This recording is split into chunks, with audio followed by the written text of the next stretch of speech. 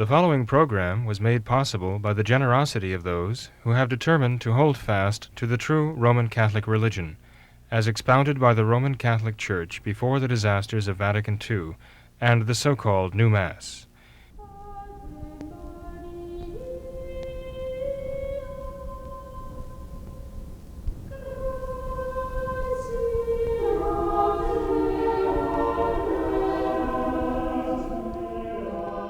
Hello and welcome to What Catholics Believe. I'm your host, Thomas Nagley, and with me tonight is Father William Jenkins. He is a priest member of the Society of St. Pius V, and he's also the pastor of Immaculate Conception Church right here in Norwood, Ohio. Hello, Father. How are you tonight? Very fine, Tom. Thank you. How are you doing? Well, Father, thanks for asking.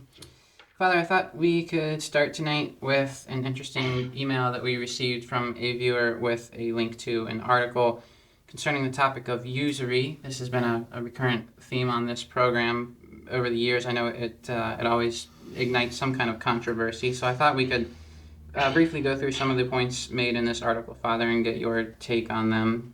So, just to summarize here, this writer says that the idea that the lender can't use the money when he lends is the classical argument to rationalize usury. But the bank doesn't actually lend anything. It's all credit by bookkeeping. So he says the time value of money is the notion that holding money today is worth more than tomorrow.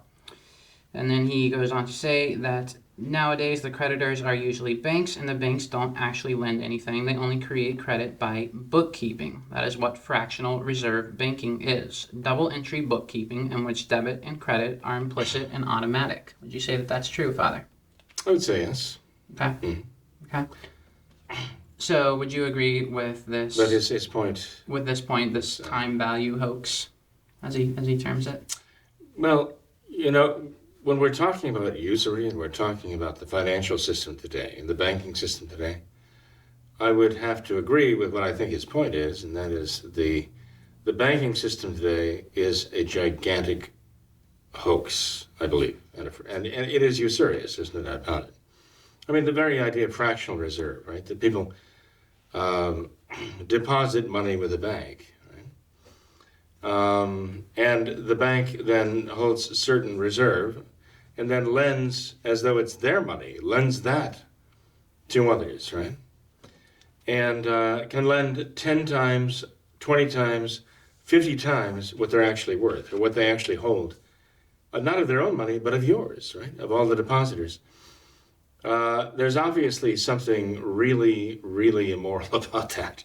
With the idea that all the creditors are not going to claim their money at the same time, so there won't be a run on the bank. They take that as a signal that they can then lend that money out. Not only lend it out, but for every dollar they have, they can lend out $100 for every one they have, or $1,000 for every dollar they hold, you know, in reserve.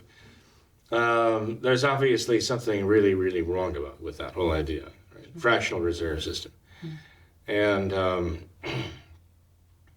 so they're just basically playing a shell game with money. Not only a shell game, but even worse than that. I mean, it's sort of like some trying to play some kind of magic trick on people with regard to money. And not only that, but you've got these traders who are really trading nothing.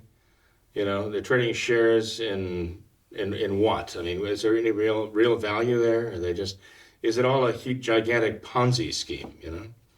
I mean, I think one could make the argument that the entire system is a gigantic Ponzi scheme, the idea of modern banking, you know?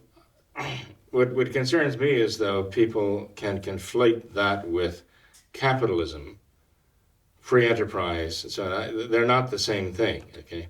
This banking system was created by moneyed powers, Rothschilds and so on, Rothschilds. Mm-hmm. It's not Rothschilds, it's Rothschild. The Red Shields is what their name means.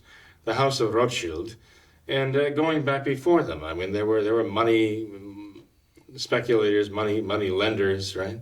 And they would finance wars with kings, and they would actually have kingdoms go into hock to them, right? And it was just, that was their business, really, doing that. Sure. So rather than financing anything that was actually productive, they were financing destruction. The that is a very different thing from the principle of the capitalist system, where you actually invest in something productive, get added value to it, inventiveness, and make goods that were really the result of someone's creativity, someone's inventiveness, that really served a useful purpose, and then made them as widely available as possible to people, so that even those who had a modest income could afford to better themselves and obtain appliances and so on that made life a lot easier, like the washing machine and so on. Right? If it were not for the free market and capitalism, that would not have happened. So the idea of investors wanting to invest their wealth in an idea that could be developed and produce good and actually promote the common good of the society, that's what the capitalist notion is all about. This is the idea that actually goes against Marxism entirely, because Marx had no room for a middle class. There were the owners, the bourgeoisie, and there were the laborers who didn't own anything. All they could give was their labor. There was no middle class possible in that sense, and that's why whenever you have socialism take over society, they have to destroy the middle class.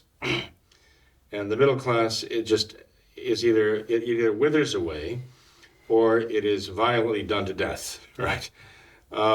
Because the whole system is bent upon the bourgeoisie and the proletariat, right? Capital and labor, and it can't allow for a class that owns and works, that is capital and labor, right?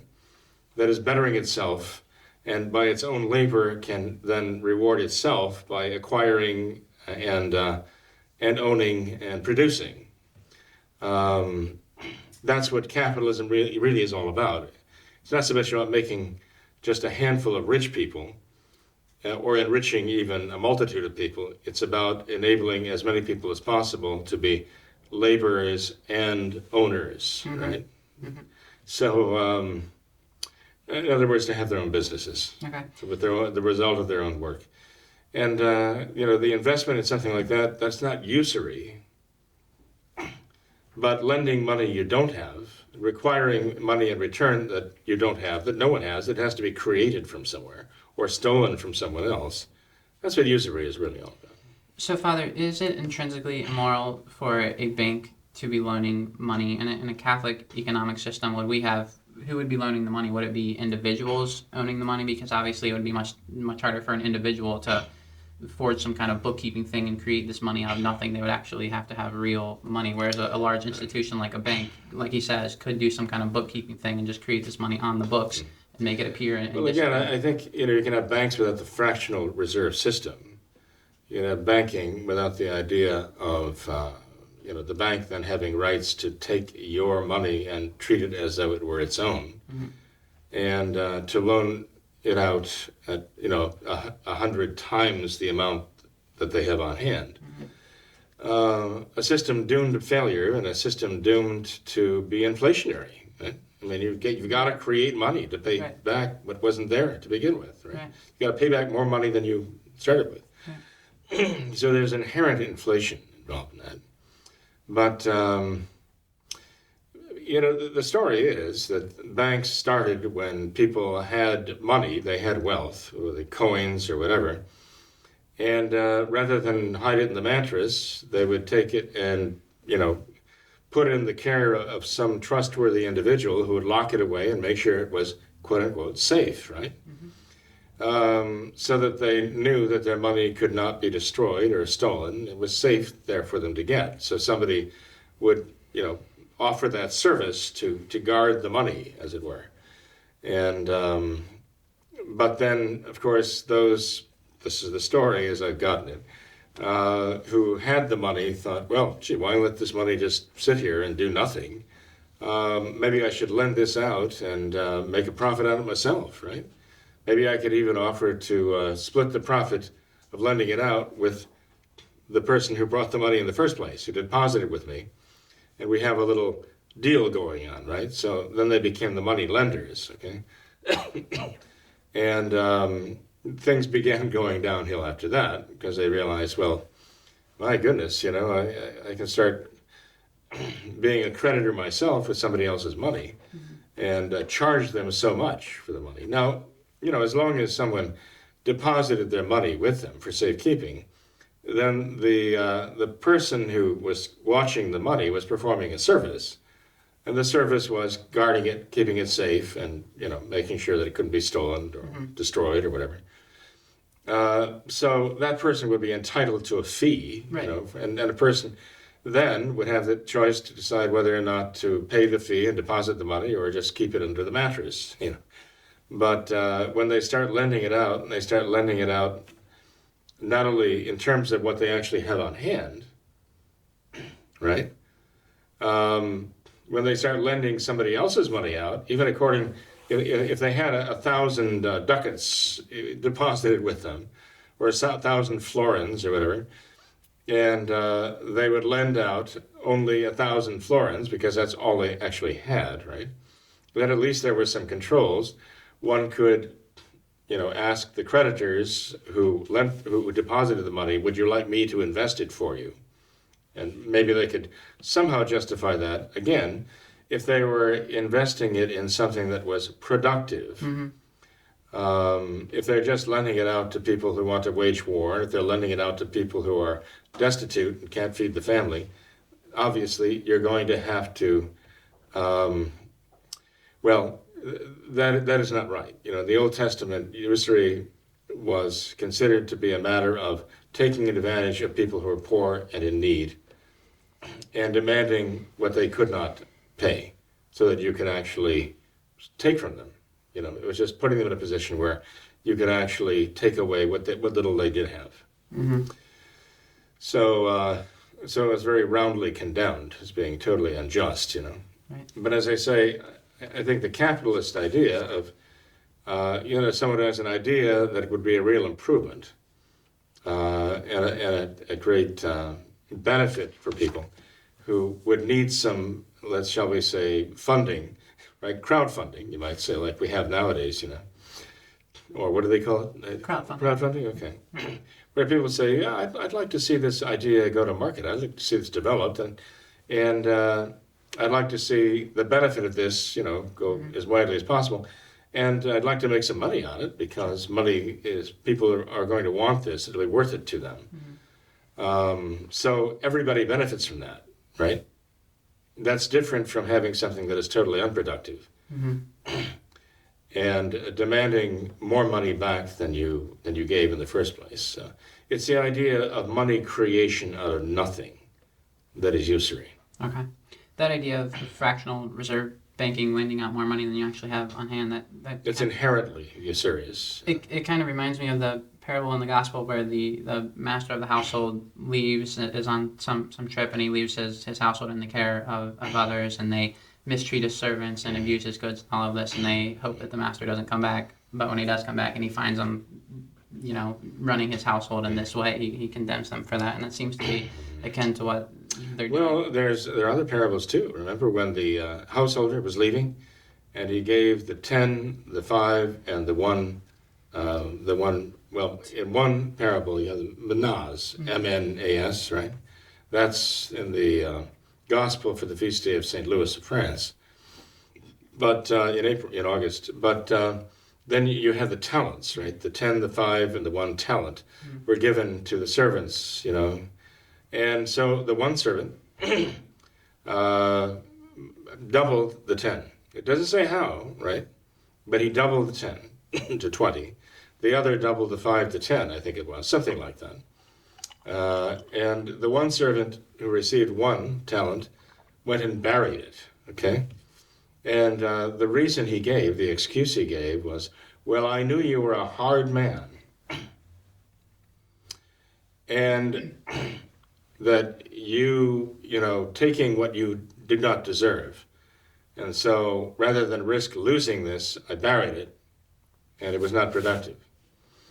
And so I'm just returning your 1 talent there. At least I didn't lose it, right? But the householder said to the man, well, wait a minute. If you knew I was a hard man and I took what I didn't deserve, it didn't belong to me, then why didn't you give it to the usurers to invest? And then you would have gotten money back that a usurer would give and a usurer would get. So in other words, he was saying that that is usury, right? Taking what is not yours. He was saying that's usury. If you said that's the kind of person I am, why didn't you do it and get the usury? Mm-hmm. In other words, you're not honest. If that's what you really thought, that's what you would have done. Mm-hmm. But the point of the parable is that really is what usury is. Now, what I would have liked to have heard in the parable is how did that servant double? How did the other servants double the amount, you know? Mm-hmm. And one gets the impression it wasn't through usury, that it was through some productive investment. But it's not spoken there. One thing's for sure, though. When the servant, said, you're a hard man, you take what you don't deserve, what is not yours. And the master said, well, then why didn't you just do it through usury? Because that's what that is, essentially. I don't know if that helps. I thought it was kind of interesting that it's mentioned specifically there. Mm-hmm. I think the master calls the servant who doubled his talents, he says, good and faithful servant. Mm-hmm. So it would seem to that he's he did it some honest gained way. An increase in an honest way. And rightful way. But Father, in this article, there's another point that the author makes, and this is it doesn't necessarily apply to banks, but just any individuals, perhaps loaning money in general. He says even if money was printed debt-free or if we used gold to back all the money, usury would still be both wrong and unnecessary because people save to use it later. So in other words, he's essentially saying that people are saving their money because they don't want to use it right now. So they're not losing any money on something that they are, by the very fact that they're saving it, they're not using it. So how would you respond to that? I guess I don't understand his point. He's saying that people are saving their money, so they're not using it, obviously. So would be usurers. Anyone. So they're not lending their money out, they're saving it. So an individual who's saving his money. He's saving his money because he doesn't want to use it right now. So if he loans it out, if he's not going to loan that out to anyone, he's saving it because he doesn't want to use it right now. So he's saying if he was to charge usury on that, to charge any interest on that, would be immoral because he's not losing any money because he wouldn't be using that money in the first place. He intends to save it. If that makes any sense. I can read what he wrote here. That might help a little bit. He says, they don't want to use the money now, otherwise they would not save, so they lose absolutely zero by not being able to use it now if they lend it out. Not using it now but later is the essence of saving. And if we are not going to use it now, why not let somebody else use it in the meantime?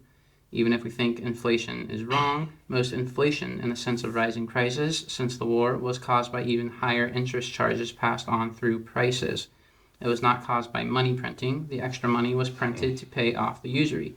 Interest-bearing money cannot exist without eternally rising prices or eternal deflation. I think he's a bit wrong there in a sense, because the money supply should somehow, to keep the value of money even, with the passage of time, right?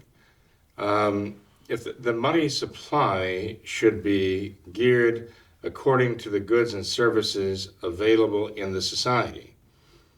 So as the society becomes more wealthy, becomes wealthier in terms of inventions and production of food, clothing, shelter, those basics, and other things, it's not wrong to have the money supply increase in order to actually stay abreast of the value of all those things in the society, right? So, but what I object to about what this man is saying is that if it is a man, is that if the man keeps the money, he's not lost it. So why would he be entitled to interest if he did decide to lend it out instead? But again, if you have inflation in society, then, in other words, what he's kind of implying that if holding money did constitute a loss of value, as it would, I mean, let's face it, if you're holding money now, and inflation is going on, then your money's losing value Right. as you're holding it. What he's implying, it seems to me, is that if you're holding your money and saving it, and it is going down in value, then you would be entitled to try to offset that by lending it out and charging an interest rate that would, let's say, at least allow your money to maintain its value by increasing it. You understand what I mean? Sure. And I don't necessarily agree with that whole idea. Okay. Now, maybe he would agree with me that, or she would agree with me, that it's a vicious circle. You know, he seemed to imply, or even state perhaps, that the more money that is put into circulation, then that affects the value of the money. I mean, as you flood, that's what inflation means, inflate the money supply. And now you have more money freely available, and prices are going to rise because the money is there. People can charge more, right? And the more the prices rise, the more money people need, right? So it's kind of a vicious circle there. But also, the more interest rates are raised, more loans that are made, the more money is lent, then the more money has to come back to pay off the principal and the interest, right? That also requires that you inflate the money supply. You've got to add money to an inflationary economy, which requires the creation of money to pay back all the loans. And so that too, I mean, from that point of view, it's a vicious circle. You've got to be pumping more money in. So we have the Federal Reserve, which is, this is not the United States government. This is a private banking concern is what it is. That actually lends money to our government, our United States government. And we are responsible for those loans. And then the Federal Reserve actually distributes the money to the banking system, actually entitles our Treasury, right, to print money for us, right? And the whole thing is, it was said back when that Woodrow Wilson actually sold the United States of America into slavery, into economic slavery when he brought the Federal Reserve in. It is also said that that's one reason why Andrew Jackson was killed, that he was actually murdered, the story is, because he absolutely was death on the central banks. And he wasn't going to allow the United States of America to be enslaved by this central banking system, which the Federal Reserve System is, certainly. So, we're told that the Federal Reserve System is going to save us from all kinds of economic crises and keep us on an even keel economically, and you see what that does. How's that working out? It's not working too well. And it couldn't work too well. It wasn't meant to work well. Not for us anyway. It wasn't meant to be for our favor. It is enriching a handful of people, making them just unimaginably wealthy, and giving them extreme amount of power over our lives and over our countries. So, this is a prelude to socialism. Spend your nation into debt and make your nation a debtor nation, and the whole country and everybody in the country owes a creditor, who is not your country, who is outside your country. So we think about the other nations of the world being better debtor nations. We are a debtor nation, big time, because of the Federal Reserve. Right. So, I agree with this gentleman in principle, but I think we could have a lively discussion about some of the other aspects. As I say, my concern is that people not conflate the whole idea of capitalism and the free market system and being able to fund inventiveness and see the value of that to produce goods and services that really enhance, that aid people, that really help people live better lives, even lives in this world. Obviously, we'd like it all tied together with this supernatural and spiritual life too. But to encourage and to promote and to fund the inventiveness of people is not something contrary to the faith. It is God who gave people this inventiveness, right? It's a matter of the soul here. And, the fact that we're created in the image of God, that we can do these things. God has given us these powers, and He wants them to be developed for our own benefit, though. And unfortunately, right now, that is not being done. Things are being skewed, and when the government itself is in collusion with the financial interests, and it's kind of a cartel almost, unto itself.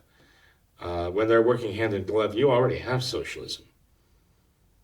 When the government controls the means of production, because the politicians and the business, shall we say, the big business moguls are working hand in hand for each other's benefit to keep each other in power, then you have socialism. Right. Father, one final point on this, just to bring it down to a more practical level. It seems to me that so much of this usury issue could be solved, at least on a more personal level, by more responsibility, more personal responsibility with money. Because it seems that this issue is so often raised because there are so many Americans, so many people who are just drowning in debt.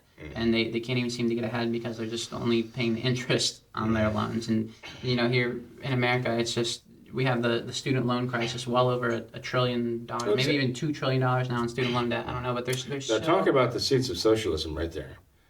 That everybody comes into a professional career owing the government his life, right? And the most important, the most difficult thing a person faces when he gets his degree is how am I going to pay back the government for this? Yeah.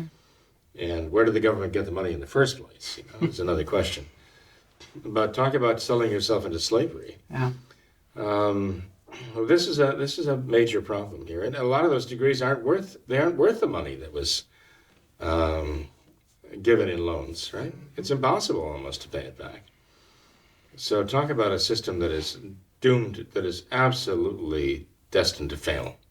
But that's what socialism is.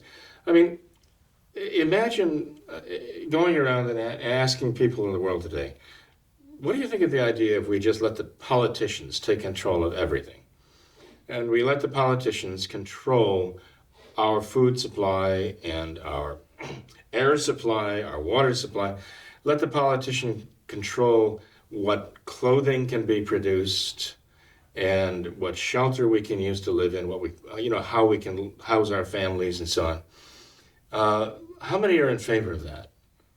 Well, if out of a room of any, let's say 100 people, I'd be surprised if you found one person who would agree to that, except maybe the politicians. Right? If you had politicians in the room, they would all be in favor of that. Yeah, sure, give us the power. But there should be about the only ones. I wouldn't be so sure if just today I saw an article where, I don't have the exact numbers, but there was a survey they did, and they noticed particularly the younger groups of Americans that they are more and more in favor of more government control, being in charge of their daily lives. They want more welfare. They want more programs from the government. They want the government to have more control.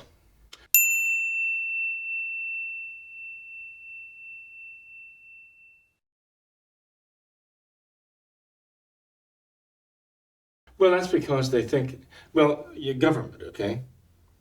But I don't know that they would say, yes, I want the politicians. For some reason, these people don't, they see the government as some sort of a mystic power out there, the government, almost divine, almost like a divine power. That is their God, almost, But, in terms of the politicians, they don't see them.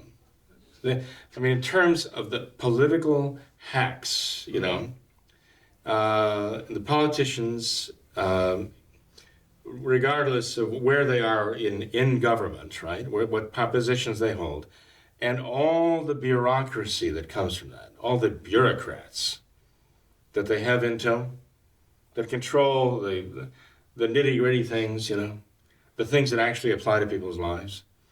Because the politicians can make all the laws they want, right? But the bureaucrats are the ones who actually apply them, So you take that entire apparatus and you pull the curtain aside because Toto is tugging on the dance cuff, and you see the Wizard of Oz back there, okay?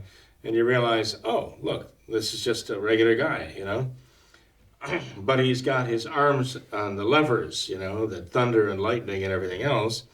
And that makes him the great Wizard of Oz. And you say, well, I don't want him running my life, you know.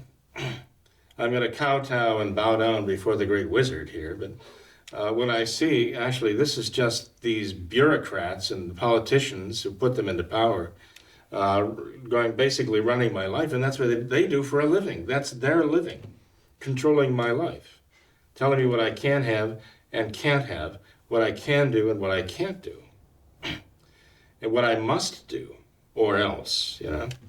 Then I think people get a little bit of a reality. They smell the smelling salts. They come to out of the stupor, and they realize, well, no, that's not what I want.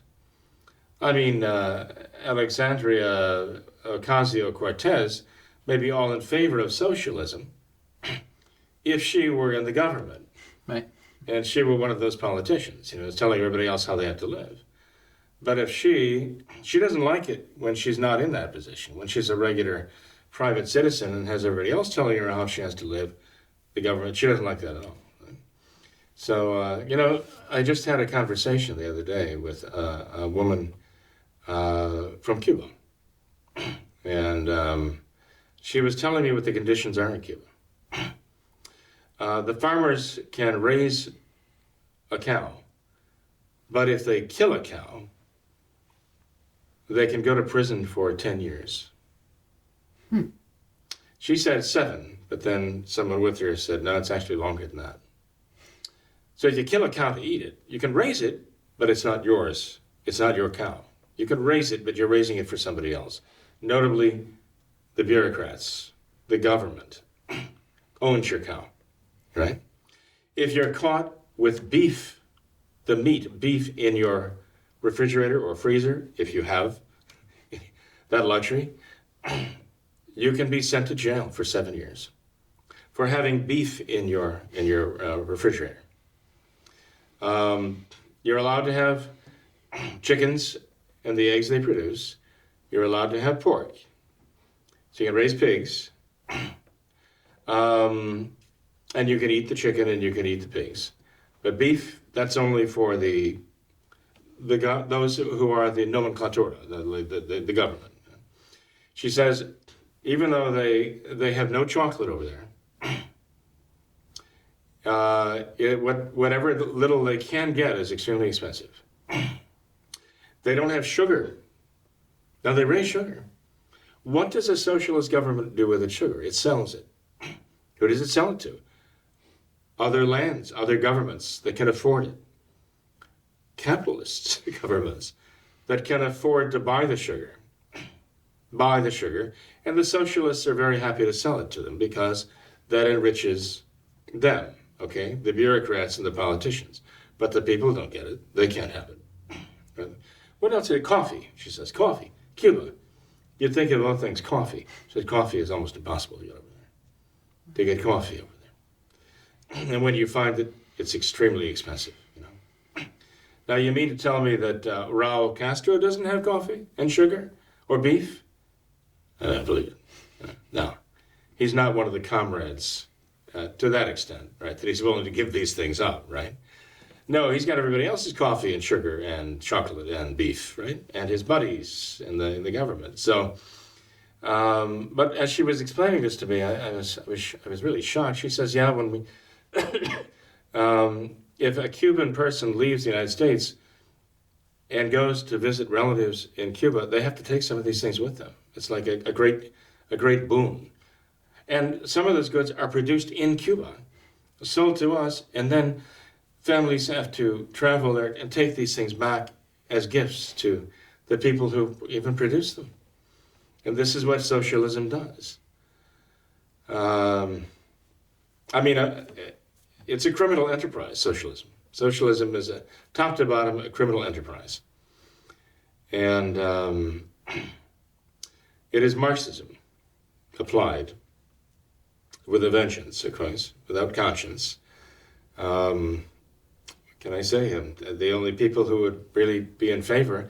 Well, I mean, look, if Ocasio-Cortez, if any of the Bernie Sanders, okay, if you offered them an all-expenses-paid vacation to Venezuela for a week or 2 weeks, do you think they'd go? Why don't they go to this paradise? Why don't they go to Cuba? Why don't they go to Venezuela and vacation there and experience paradise there? Is it because they really believe what they're saying, that this socialism is really the way to go? I can't help but think that their reluctance to live in the existing socialist nations isn't a telling statement that they know it's poison, but they're just looking to be the top dogs in a socialist nation because they say how they live, not how the people live. That's what they want. It's doomed to failure. I mean, when you reward, I told the kids recently, I told the kids recently about a college professor who was facing some students who were these snowflake types of students who were objecting that there was such a divide in the grading of the class, that there were students who were getting A's, others getting B's and C's and D's. They thought this was absolutely intolerable, that this was not equitable, this was not equal, this was not equality, and they were demanding equality. And of course, some of the best students were demanding equality. Some of the students were earning the 90s and 95% of the test. They were also on board that this was not equal, this is shameful, they were embarrassed for their success, and while others were not doing so well. And so the professor made a deal with him.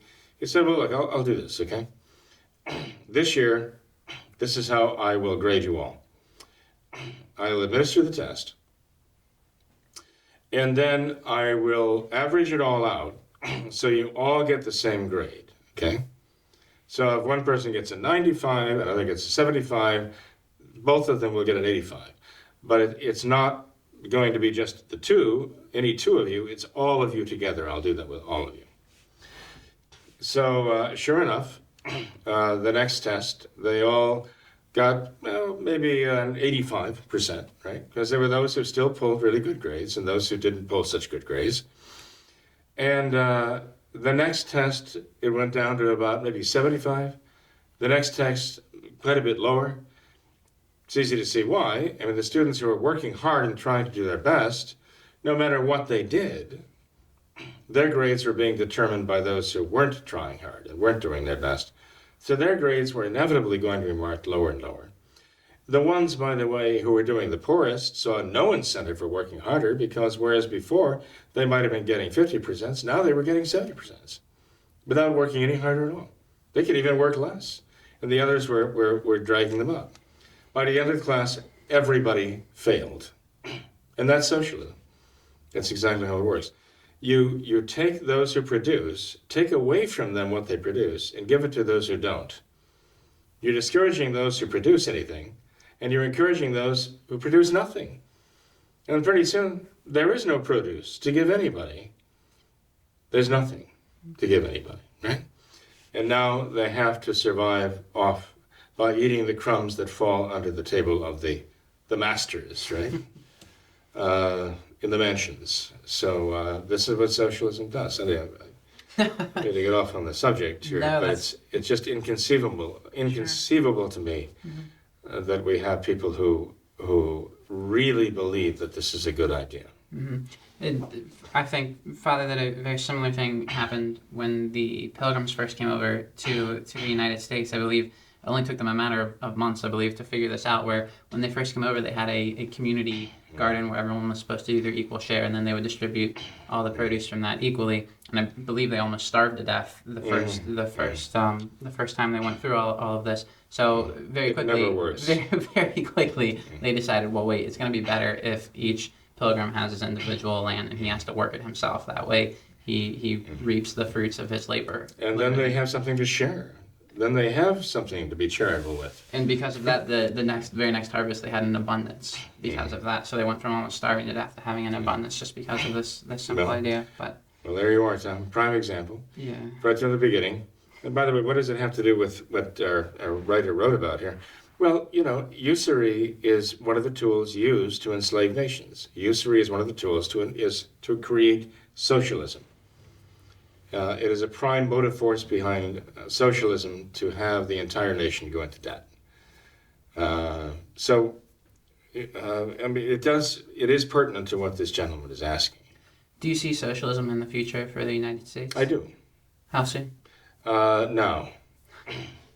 It's just socialism becoming more and more entrenched, right? We're in the process. We're definitely in the process of being socialized. This is going on for quite some time now. And we haven't, we've gone along with it. We've allowed it to happen, okay, by allowing elected officials to get into government and begin, suddenly they see the virtues of socialism, the government, the politicians and their bureaucrats controlling things. They like it. It's a better view from up there, different view from up there. You know? So yes, they're willing to go along with that. But it's an evil thing, clearly. Mm-hmm. And, you know, St. Pius XI said it very well. He says, no one can be at the same time a good Catholic and a sincere socialist. It's impossible. So what happens next, Father? Where do we go from here on this path to socialism? Well, socialism is a result of immorality. You know, you mentioned people selling themselves or buying themselves, right, into debt. And what is that? That's a result of a lack of self-control. That's a result of the instant gratification society, the instant gratification mentality. I have to have this. Everybody else has this. Why can't I have it? I can't afford it, but I can get it this way. And then if I have the money, fine. If I don't, fine. It doesn't matter because I got what I wanted. And of course, as soon as they get it, they want something else too. And they talk about the consumer society, okay? Well, that can be easily understood in the sense of a society whose appetites are just out of control. They've got to have it, right? And this is what happens when they do that. Look at the Great Depression. You know, look at what happened there. Yes, you know, there was the businesses were booming. Okay, stocks were going higher and higher and higher. It was capitalism, but run amok in the sense that it was not controlled by morality or even by reason. People saw the stock market increasing. They thought, well, let's buy in. They might not have the money to buy, but they go to the banks and borrow money to buy stocks, right? They go to the money to borrow money to buy stocks, and the idea that, yes, I'll have to pay the bank back a certain amount of interest, maybe whatever, 3% or whatever. But in the meantime, in the same amount of time that the bank is charging me 3% in my loan, I will make 10% because the stock has been, you know, increasing in value that much at that rate. So I come out ahead. The bank comes out ahead. Everybody comes out ahead until the bubble bursts, right? Until suddenly the stocks whose value is inflated don't bring back a 10% return. Maybe I lose money in my stock investment. How do I pay the bank back? Then there's a run on the bank, right? Because people say, well, they don't have enough money to pay back everybody. So I better go to the bank and demand my money now. Then the banks get closed. People don't have the money. They've done this to themselves, though, by their greed. When people start looking at this as winning the lottery, well, I mean, we might say the same thing happens with the insurance industry. When people start playing the insurance industry as though they can win the lottery, you know, by bringing lawsuits and again, you know, the attorneys, the lawyers are involved in this because they make their money by handling law, you know, often them leaving lawsuits and so on. And so, you know, you get everybody thinking, okay, I'm going to make money this way. And not everybody can make money that way. You know, it's impossible. It's like everybody thinking that, well, I'm going to, you know, spend my life savings on lottery tickets. And everybody's thinking, I'm going to win the lottery. And guess what? It's a moral problem. Yes. And until the morality of this country is restored, then we're doomed to repeat history, unfortunately. And so the question really comes down to how we're going to restore the morality of the country. We've got to restore true faith, not false faith, right? Like fake news, true faith, okay?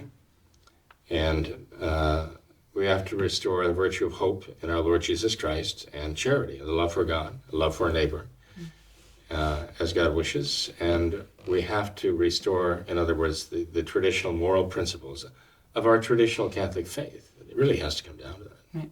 Father, I thought it was very interesting. Dave Ramsey and his team, they just performed the largest ever study on millionaires and wealthy people in America, and they found that almost exactly none of them used debt to gain their wealth. And the most common response they gave to the question of how did you become wealthy is they said, I lived on less than I made, and I was very honest in all of my business transactions. And they found that to be almost a universal theme among all of the wealthy people in America, that they became wealthy by being honest, by being frugal, by being prudent. And I think there's a great lesson. Did they interview people who were dealing in hedge funds? I believe so. Just any. It was. I believe he said over 3. I forget the exact number, but there was a very large number of just any millionaire in America. Did any of those millionaires become millionaires through usury? I don't believe so. Okay. Well, I think if they interviewed them, they would have found out something very different about them. Mm-hmm. Okay, because that's money manipulation. Mm-hmm. Okay, and it is abhorrent. Okay, but you're right. I mean, any real entrepreneur gained what he gained by hard work, inventiveness, dedication, perseverance. Right? That's what they say. It's 1%. They say inventiveness at 1%. What is the expression? Exactly. It's 99%. Perspiration, and 1% inspiration, 99% perspiration, or something like that.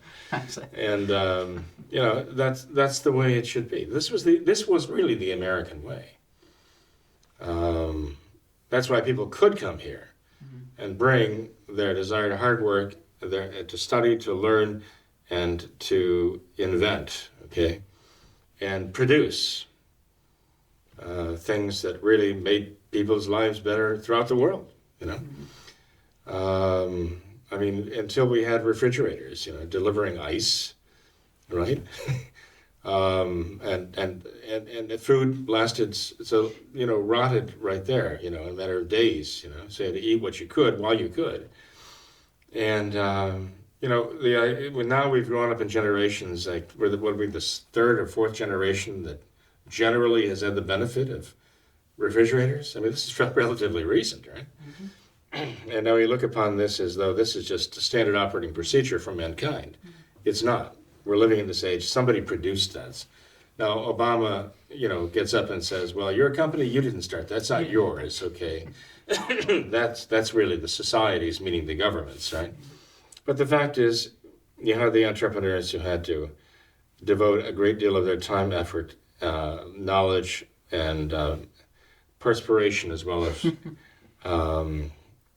inspiration to make that happen, and they deserved a reward for that effort. Sure.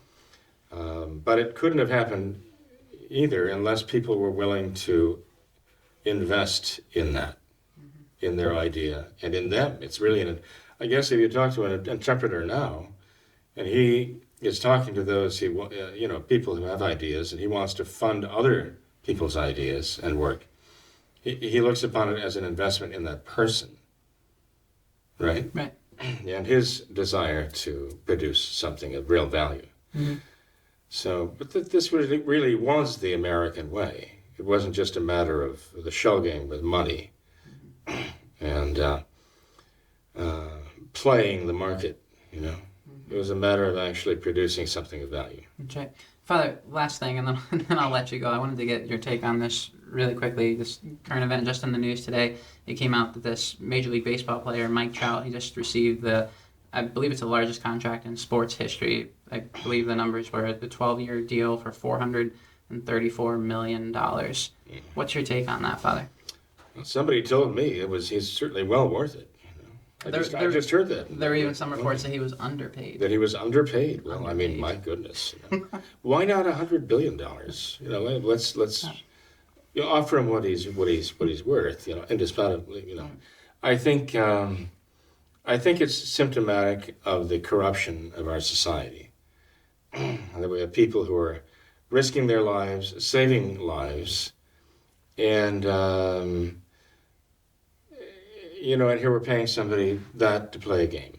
And I know, I've heard it before, not long ago, somebody was even telling me that, people will pay to see this. So since there are so many people who are willing to pay to see this man play baseball, that he has a right to the share of the money that comes in because of his involvement, or at least some of it. He should share in that. But one could say, okay, he's doing this, performing this, okay? So you might say it has a certain value, okay? But is it only really the value that it has in terms of the market and the entertainment value? Is that really the only way to measure the worth of what he's doing?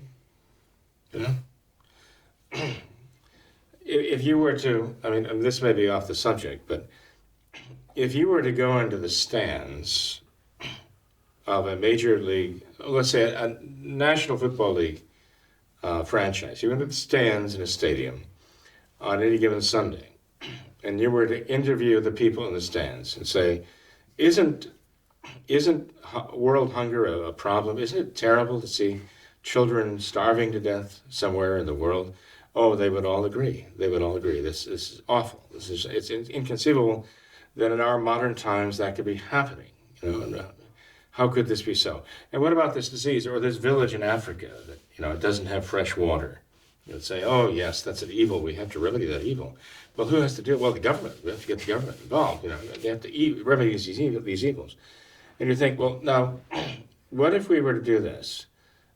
What if one Sunday, even one football franchise, let alone the entire NFL, were to simply say, let's take all of the money that would come in, all the advertising revenue, all the players' salaries, even the utility costs of lighting up the stadiums and all the rest, right? Let's say we took all of that, all of the value of you name it, the monies that get poured, the advertising revenues and all the rest. And you just took all of that money that was generated by that, instead of letting people sit there and watch this for an hour and a half on one Sunday of their whole lives. And we devoted that money to solving this problem, right? Anywhere in the world, right? How much money are we talking about? Are we talking about a couple $100? A couple $100 million? We're talking about a lot more than that, I would think, right? A lot more than that. And when you think about what each one of them would have to give up just for that one Sunday, to take all of that revenue and apply it to one of these problems that we know are just really serious, awful, intolerable problems. And you'd ask, well, would you give that up today? Go down the line. I don't know what people would say. Would you give up one NFL Sunday and all the revenue and pay, right? The people who are paying out for this would pay for this cause instead. I don't know what they'd say. Father, if you ask that question in Cincinnati, you might get some disgruntled Bengals fans who would ask you to pay them not to watch the Bengals. Well, I have a certain loyalty, I must admit, okay? But I know a lot of disgruntled Bengals fans. But let's face it, unless their fans are in the playoffs, all of their fans are disgruntled, right? Yeah. Basically. So there's another part of it. There's only a relatively small number of fans who are really happy with the whole season anyway. So, but Tom, there's something really wrong with a society that puts such value on that and doesn't see there's something disordered about it. Sure. Now, if this gentleman who's making this $480-something million, what is it? 434, I believe. Oh, I'm sorry. Big difference. I'm talking about what he deserves. 434 is what he's actually getting. That's $1 million, right? Over 12 years. Over 12 years, right? And if he were to take that money now, okay, and really use that money to accomplish really good things, really thoughtfully and for some good purpose, and say, look, I don't really deserve that money and earn that money in comparison with others are doing, you just scrape by a living, and this is what I'm getting. I have an obligation before God to do something good with this, and to use it, as we Catholics would say, for the 7 corporal works of mercy. I must devote my exaggerated income, to serve that purpose of God's purpose of the 7 corporal works of mercy. Isn't that what our Lord said in St. Matthew 25? I will turn, to those on my right hand and say, "Come, ye blessed of my Father, and take possession of the kingdom. Because when I was hungry, you fed me. When I was thirsty, you gave me to drink." I mean, these are the 7 corporal works of mercy. If there were a good person who were earning that much money, you'd think he would have the understanding, this is what I have to do with this. Mm-hmm. I need a certain amount of money to live on. I need to take care of my family. But the rest of this, really, I have a responsibility for. Sure. Mm-hmm. And one might say, well, in justice, do I owe it to other people? Well, maybe not in justice, but you can have a debt in charity, too. It can be a requirement in charity. There's an obligation in justice, but there's also an obligation in charity that God will hold people responsible for. So St. John Bosco made that point very strongly. Mm-hmm. To the ruling powers of Europe. He didn't hesitate to tell them their obligation in charity to take care of those in need. Mm-hmm. And that's what we need. I mean, we need prophets. And I'm not saying prophets instead of losses.